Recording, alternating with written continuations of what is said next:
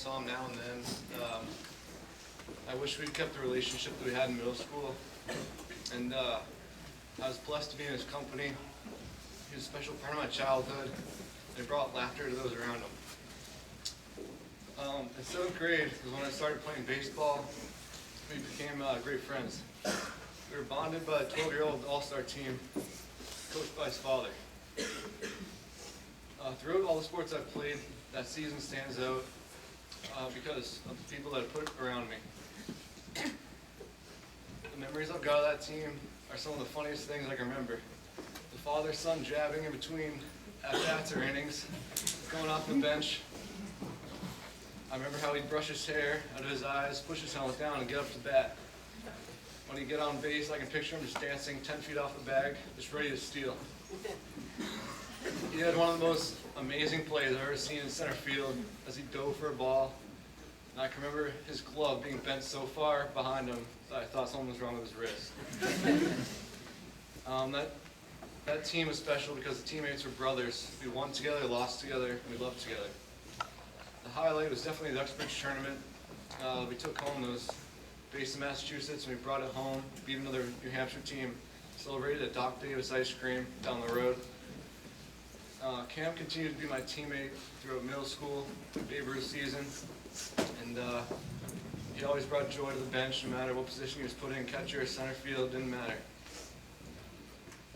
Throughout middle school, we had many classes together and joked around a little more than teachers thought necessary. In general music, we'd make up our own guitar songs and spend our time designing a logo for a landscaping brand promo that he would eventually work for and mow people's lawns. In our French class with Madame Cloutier, we made games out of all of her activities. And I can remember we threw a wrench in her system by adding 2 names instead of 1 to a game called Family. And didn't come out with the right outcome. So she traced it back to us, of course. And that was special, but also in home ec, we'd take extra brownies and ice cream bars from Mrs. Sarvaez. Those of you who know her know that class and how it was. Also, the best project I can remember was the radio play project in 8th grade with John, Shay, Cam, and I. And I remember a meeting that Cam hosted at his house where I met Benji, his dog, for the first time. As soon as he got in, he tackled him onto the ground, introduced us to him, and said we were free to roughhouse with him if we wanted to.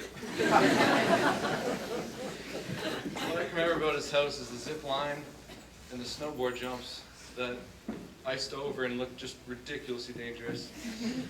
He introduced me to airsoft and dirt biking, which sort of was new to me. I hadn't done any action sports before. He was all about that. Action sports. The last thing was the 8th grade trip to DC. I was close enough to him that he chose me as his roommate. And I remember on the bus ride down, I tried to get a little extra sleep because I knew we were pretty active guys, we need extra sleep. And he took a picture of me and sent it around the whole bus. He couldn't help but play around in the museums, and I wouldn't say he'd make a good art critic. But when we got back to the room those nights, they had a telephone, and that was always intriguing. We prank called other rooms and impersonated telemarketers. And I remember the food and drink stash that we had that week. Couldn't fit on one table, and he brought probably 24 of his favorite Krusteaz muffins. Cam has provided me small stitches of memories that now mean so much more to everyone and made them happy. He truly changed me and added countless positive memories to my life experience. For that, I thank him.